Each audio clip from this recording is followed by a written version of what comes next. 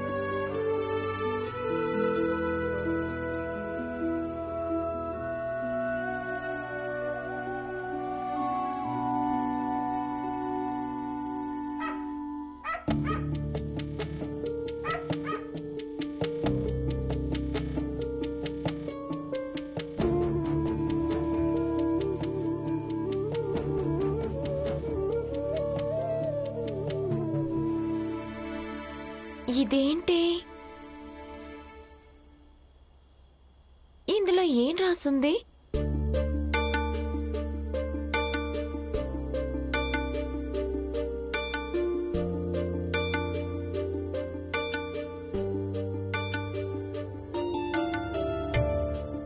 ఇవ్వండి, ఇందులో ఏ రాసుంది? నన్ను చదువుకోనివ్వరమా, పొద్దున్నే మాట్లాడుకుందాం. సరే, ఇందులో ఏం రాసుందో అది నాకు చెప్పనంత వరకు నేనిక్కడే నిల్చుంటాను.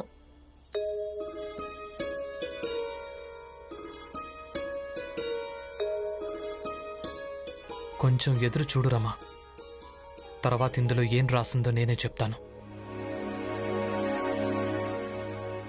చెప్పండి, ఇందులో ఏం రాసుంది?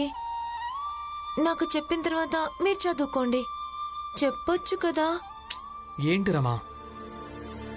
ఇందులో ఏం రాసుంది? ఇందులో ఏం రాసుందంటే చదువుకోవడం చాలా ముఖ్యం అని. ఇక ఏ వ్యక్తి అయితే చదువుకుంటాడో తను పటిష్టంగా మారిపోతాడు. నువ్వు కూడా చదువుకోవడం మంచిది. ఎందుకంటే చదువుకున్న మహిళ సమాజాన్ని అభివృద్ధి పథంలో ఎక్కువగా నడిపిస్తుంది. నేను మీకు పిచ్చిదానిలా కనిపిస్తున్నానా? ఇందులో రాసున్నది కొంచెం, కానీ మీరేమో అంత ఎక్కువగా చెప్తున్నారు. నేనేం ఆలోచించి సంతోషిస్తున్నానంటే బహుశా మీరు సంస్కృతాన్ని చదవడం రాయడం నేర్చుకున్నారని. అలాగే ఇందులో ఇదే రాసుంటారు, రమా నిన్ను జీవితం అంతా ప్రేమిస్తానని. కానీ మీరేమో నేను చదవడం మంచిదని అదే నాకు చెప్తున్నారు. అయితే నేనేమైనా తప్పుగా చెప్తున్నానా? నువ్వు చదువుకోవడమే మంచిది. చూడండి, నాకు తెలుసు మీరు ఎవరితోనైనా మీ మాట గెలిపిస్తారు, కానీ నేను మాత్రం మీ మాట వినను. మీరు చెప్పింది తప్పని నేను అలా అనను, కానీ ప్రతిసారి మీరు చెప్పిందే నెగ్గాలని కూడా జరగదు కదా. నేనైతే చదువుకోను, అంతే. ఇంకా రమా, నిన్ను చదివించడానికి ఏదో ఒక మార్గం వెతుకుతాను. మనం పని చేయటం దాని స్థానంలో ఒప్పే కావచ్చు, కానీ నిన్ను చదివించాలన్న నా పట్టుదల కూడా తప్పేమీ కాదు.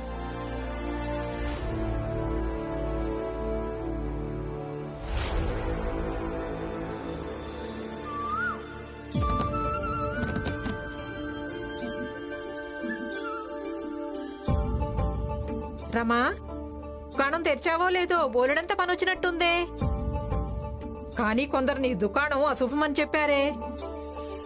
చూడు ఎంత శుభమో, మరీ ఇంత పనొచ్చి పడింది. అసలు నీ ఒక్కదాని వల్ల అవదేమో. మేం కూడా ఉన్నాం కదా, అందరూ కలిసి పనిచేస్తే అదే అయిపోతుంది. రమా, పురంజన్కు అలాగే నాకు కూడా కొన్ని చెప్పులు కుడతాం. కర్మాగారానికి వెళ్ళడానికి ఇంకా సమయం ఉంది. వద్దు మావయ్య, నేనొక్కదాన్ని చేసుకుంటాను. అలా ఎలా చేసుకుంటావు? మేమంతా ఉన్నాం కదా, కలిసి చేద్దాం. ఇలా చూడన్నా, నీ దుకాణంలో మహా అయితే 3 జతల చెప్పులు కూడా లేవు. నిజానికి నువ్వు ఇక్కడ పాత మనిషివి.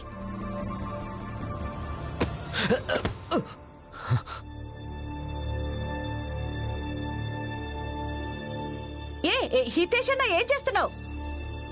ఏంటి దౌర్జన్యం హితేష్ అన్న? ఈయనెందుకు కొట్టావు నువ్వు? నీ భర్తకు నువ్వైనా కాస్త చెప్పు, నా తమ్ముడి దగ్గరికి వచ్చి బుద్ధి మాటలు చెప్పొద్దనే. అసలేం చెప్పారు మీరు? ఇంతకీ తనేం చెప్పాడు? జోకు, ఏం చెప్పు, నువ్వే చెప్పు చెప్పు. అయ్యో, నేను కేవలం పరిహాసం చేశానంతే. ఇంతలో హితేష్ అన్న విరుచుకుపడ్డాడు. సరేలే, ఇక నుంచి నేను ఇలాంటి పరిహాసం చేయను. పద పద, దుకాణానికి పద, బట్టలు ఇస్త్రీ చేయాలి. ఈ మనిషి ఎలాంటి వాడో తెలీదా? పరిహాసం చేయడం ఎందుకు?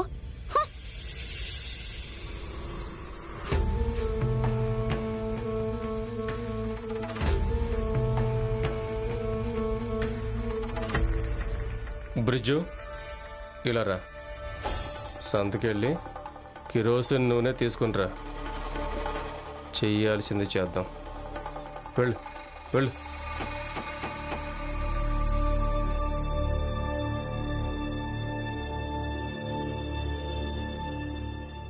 తీసుకురమ్మా.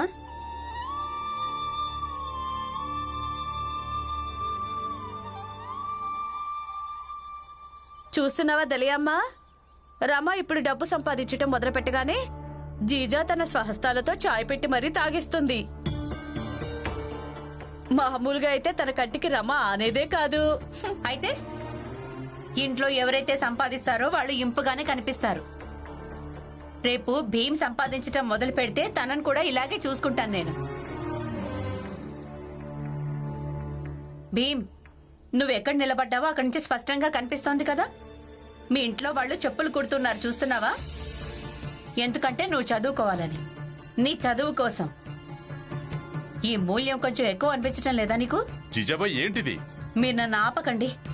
మనసులో ఎవరికి ఎప్పుడు ఏమనిపిస్తుందో అది చెప్తారు కదా. ఈరోజు నన్ను కూడా మాట్లాడనివ్వండి. నేను జీవితమంతా మీ అందరికీ కృతజ్ఞతతో రుణపడి ఉంటాను.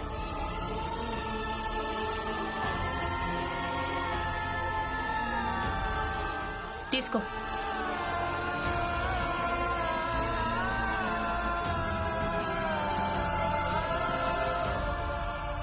నాకేమీ అర్థం కావడం లేదు. ఈ జీజాబాయికి ఎలా నచ్చ చెప్పాలో. మావయ్య, అత్తయ్య చెప్పింది నిజమే కదా. అయినా ప్రతి ఒక్కరు తమకు అనిపించింది చెప్పినప్పుడు అత్తయ్యకు కూడా ఆ హక్కు ఉంది కదా.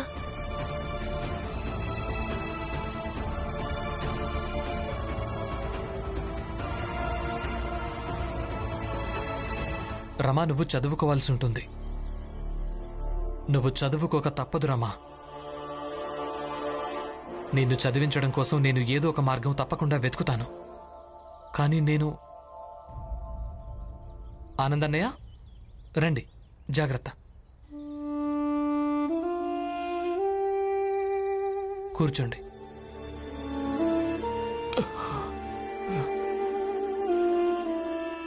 ఏమైంది ఆనందన్నయ్య? భీమ్, ఇలా హఠాత్తుగా రమాను చదివించాలన్న ఆలోచన నీ మనసులోకి ఎలా వచ్చింది? ఆనందన్నయ్య, నిజానికి నేను ప్రతి ఒక్కరూ చదవాలని కోరుకుంటున్నాను. మీకు తెలుసా, రమ తను కూలి పని చేస్తానని చెప్పినప్పుడు, చెప్పులు కుడతానని అన్నప్పుడు అప్పటినుంచి మనసులో ఒక ప్రశ్న నన్ను వేధిస్తోంది. ఒకవేళ ఈ పిల్ల చదువుకుని ఉండుంటే కేవలం తను ఇంతే ఆలోచించేదా, లేకపోతే ఇంతకంటే ఏదైనా మంచి పని చేయాలని నిర్ణయించుకునేదా, పెద్ద పని చేయాలని నిర్ణయించుకునేదా? అలాగే ఇప్పుడే తను చదువుకుంటే, రాస్తూ ఉంటే జీవితంలో ఇంకా ఎన్నెన్నో చేయగలదు. లేదంటే ఆనందన్నయ్య తన జీవితం మొత్తం ఈ చెప్పుల దుకాణంలోనే గడిచిపోతుంది.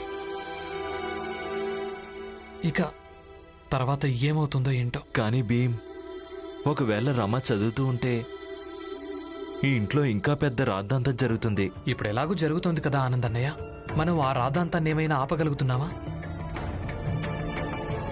ఏం జరగాలో అదే జరుగుతుంది. ఇక నా దృష్టిలో మీరు ఇంకా నాన్న నేను చెప్పింది అర్థం చేసుకోవడం తక్కువేమీ కాదు కదా. నాకు అనిపిస్తోంది కేవలం ఒకటే ఆనందన్నయ్య, ఒకవేళ నా భార్య చదువుకుని ఉంటే గనక మేమిద్దరం ఒకరినొకరిని ఎక్కువగా అర్థం చేసుకోగలుగుతాం కదా. మా ఇద్దరి మధ్య మద్దతు ఎక్కువగా ఉంటుంది, అలాగే అసమ్మతి తక్కువగా ఉంటుంది. మా ఇద్దరి మధ్య ఎప్పుడూ ఎలాంటి అపార్థాలు చోటు చేసుకోలేవు.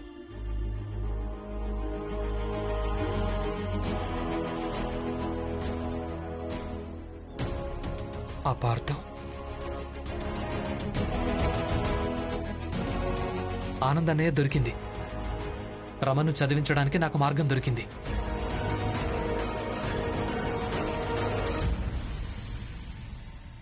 ఈ భీమ్కి ఎలాంటి మార్గం దొరికింది? కపిల్, భీమన్నయ్య, అయ్యో ఏం చేస్తున్నావు? నా కాళ్ళు మొక్కొద్దు, అది నాకు నచ్చదు. నేను మీ కాళ్ళకెందుకు మొక్కకూడదు? నేను దొంగతనాలు చేసుకునే వాడిని, నాకు మీరు దొరికారు. మీరే నాకు నచ్చ చెప్పారు దొంగతనం చేయడం తప్పని, చదువుకోమని. అప్పటి నుంచే నేను చదువుకుంటున్నాను. మీరు నాకు గురువు, నాకు మార్గదర్శకులు. అందుకే నన్ను మీ కాళ్ళకు మొక్కనివ్వండి. అయ్యో వద్దొద్దు కపిల్. ఎలా ఉన్నావు? బానే ఉన్నావు కదా? సరే విను, చిన్న పనుంది. నా భార్య రమకు ఒక ఉత్తరాన్ని పంపించాలి. నువ్వు ఇవ్వగలవా? అలాగే, తప్పకుండా ఇచ్చేసొస్తాను. సరే, నీ దగ్గర ఏదైనా ఉందా? కాపీ గాని పెన్ గాని? ఉంది.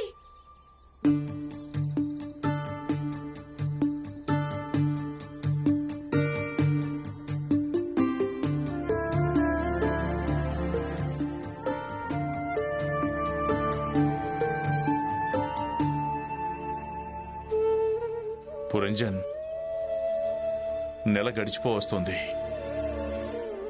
కానీ ఇంతవరకు అద్దె కోసం డబ్బులు పూర్తి కాలేదు.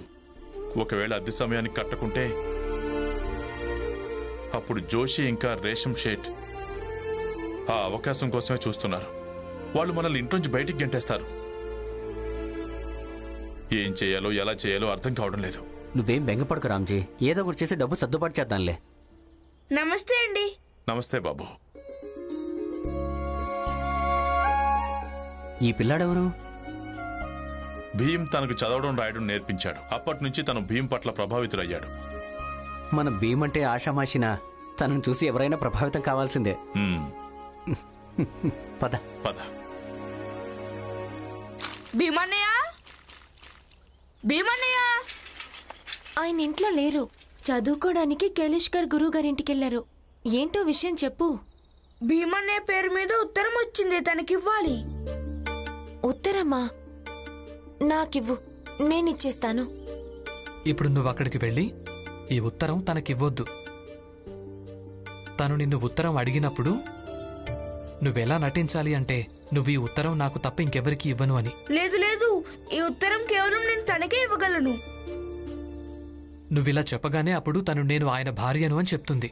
అయినా సరే నువ్వు ఈ ఉత్తరాన్ని తనకు అస్సలు ఇవ్వొద్దు. నువ్వు నాకివ్వచ్చు, నేను తన భార్యను. ఇవ్వు. లేదు, నేను ఈ ఉత్తరం మీకు ఇవ్వలేను. ఆ తర్వాత తను ఉత్తరాన్ని లాక్కుంటుంది. ఎందుకివ్వవు? భార్యాభర్తల మధ్య ఏం దాపరిక ఉంటుంది? నువ్వెళ్ళు, నేను ఆయనకిస్తాను. అప్పుడు అక్కడి నుంచి తిరిగి వచ్చేసి. సరే, భీమన్నయ్య వస్తే ఈ ఉత్తరం తనకిచ్చేయండి, నేను వస్తాను.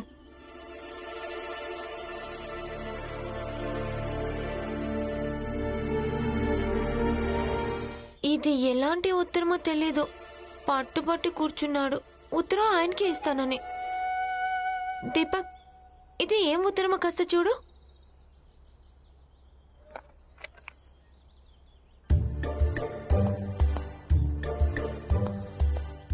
అయ్యో వదినా, ఇది ఇంగ్లీష్లో ఉంది, నాకేం అర్థం కావడం లేదు. ఏంటి ఆంగ్లమా? ఈ స్కూల్కి వెళ్తావు కదా, ఎందుకేం అర్థం కాదని చెప్తున్నావు? మరి ఈ స్కూల్కి వెళ్ళి నువ్వేం చేస్తావు? కొంచెం చదవడానికి ప్రయత్నించు. ఏం రాసుందో చెప్పు. వదినా, చివర్లో 2 పదాలు నాకు అర్థమవుతున్నాయి. ఏంటి అది? చదువు చదువు. FROM from GOMTI Gomti. From అంటే ఇట్లు, గోమతి అని ఎవరు అమ్మాయి పేరు. అంటే ఈ ఉత్తరం భీమన్నయ్య కోసం ఎవరు అమ్మాయి పంపింది.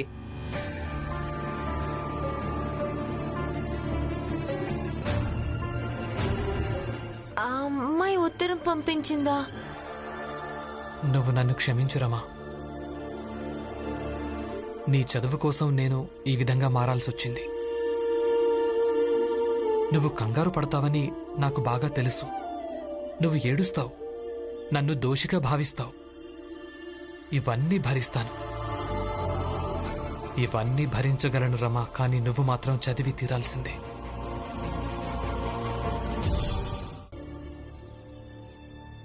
భీమన్నయ్య, కపిల్, ఉత్తరం ఇచ్చేసావా? ఇచ్చేసాను. మీరు ఎలా అయితే చెప్పారో అలాగే జరిగింది. కానీ నాకు ఒక విషయం అర్థం కాలేదు. మీరు ఎందుకు ఇలా చేశారు? రమను కూడా నీలాగే చదువు మార్గంలోకి తీసుకురావడం కోసం. కానీ ఉత్తరం వల్ల తను చదువు మార్గంలోకి ఎలా వస్తుంది? నీకు పెళ్ళైపోయిందా? లేదు. అయితే నీకు అర్థం కాదులే.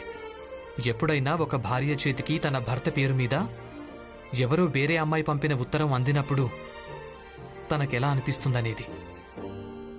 ఒక అమ్మాయి ఆయనకెందుకు ఉత్తరం రాస్తుంది? అయ్యో వదిన, ఏదైనా ఉంటే భీమన్నయ్య వచ్చిన తర్వాత అడుగు. ఇందులో అంతగా బెంగపడాల్సిందేముంది? నువ్వు అన్నది నిజమే.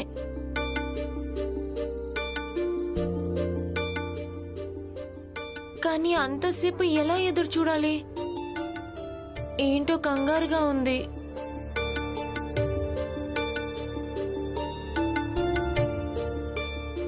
దీపక్, నువ్వు ఈ ఉత్తరం గురించి ఎవరికి ఏమీ చెప్పదు, సరేనా? నేను ఇప్పుడే వస్తాను. దలియమ్మ, నేను మీతో కొంచెం మాట్లాడాలి. ఏమైంది చెప్పు. వద్దిక్కడొద్దు, బయటికి వెళ్దాం, పద. రమ, ఏమైంది? దలియమ్మని తీసుకుని ఎక్కడికి వెళ్తున్నావు? అంతగా ఏం జరిగిందని ఇక్కడ చెప్పలేంది. పదండి.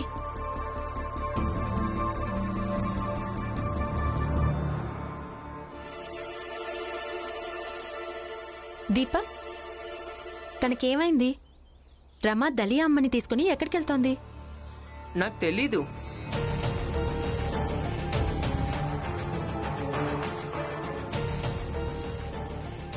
ఏమీ జరగకుండానే రమ దలియమ్మను తన వెంట ఎందుకు తీసుకుని వెళ్తుంది? ఇప్పుడు చెప్పు, ఏమైంది? అమ్మా, మిమ్మల్ని ఒక మాట అడగాలి. ఏంటో అడుగు. మీకు నా భర్త ఎలా కనిపిస్తారు? ఎలా కనిపిస్తాడు అంటే అర్థమేంటి తల్లి?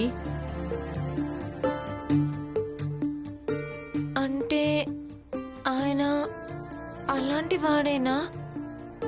నాతో కాకుండా ఇంకో అమ్మాయితో సంబంధం పెట్టుకుంటారా? ఏమైంది? ఏమైనా జరిగిందా? అయినా ఎందుకలా అంటున్నావు? ఇందాక నీకు ఉత్తరం ఇచ్చి వెళ్ళాడు, అందులో ఏమైనా రాసుందా? నేను మీకు ఉత్తరం గురించి చెప్పలేను, లేదంటే ఈమె దృష్టిలో నా భర్త పరువు తగ్గిపోతుంది. కాదమ్మా, నిన్న రాత్రే పీడకల కన్నాను, అదే ఆలోచిస్తున్నాను.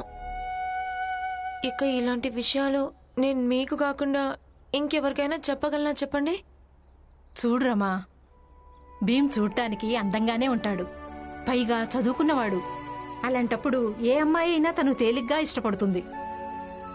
భీమ్ ఎంత మంచివాడో ఇక నేను ఎంత అర్థం చేసుకోగలిగానో దాంతో నేను బల్లబుద్ధి మరీ చెప్పగలను రమా. భీమ్ నీ గురించి తప్ప ఇంకెవ్వరి గురించి ఆలోచించలేడు. ఇక నువ్వు ఏ పీడ కలగన్నావో దాని గురించి మర్చిపో. నిజమే కదమ్మా?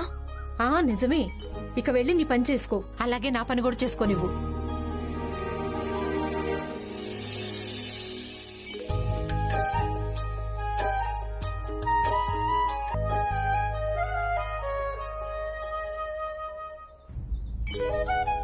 ఏమండి, ఏంటి? మీకు ఉత్తరం వచ్చింది. అవునా? ఎవరు పంపించారు? ఇంతకీ ఇందులో ఏం రాస్తుంది? నేనొకని చూపించు. ఇందులో ఏం రాస్తుందో, ఎవరు పంపించారో నువ్వు చదువుకుంటేనే కదా నీకు తెలుసుండేది. నేనే చదవాల్సి ఉంటుంది. ఫరామ్ గోమ్తి. కానీ అందులో రాసుంది. అవునా? ఇది నీకెవరు చెప్పారు? ఖచ్చితంగా దీపక్ చెప్పుంటాడు. అవునా? ఆ పిల్లన్న అసలు. కానీ మంచిదైంది, ఉత్తరం మొత్తం ఇంగ్లీష్లోనే రాసుంది. లేదంటే ఏమని చెప్పేవాడు. ఇంతకీ ఇందులో ఏం రాసింది? రమా, ఉత్తరం నాకే కదా వచ్చింది. నేనే లోపలికెళ్ళి ప్రశాంతంగా చదువుకుంటాను. Hi Bhimrao, it has been. అంతగా ఇందులో ఏం రాసింది? నాకు కూడా చెప్పడం లేదు.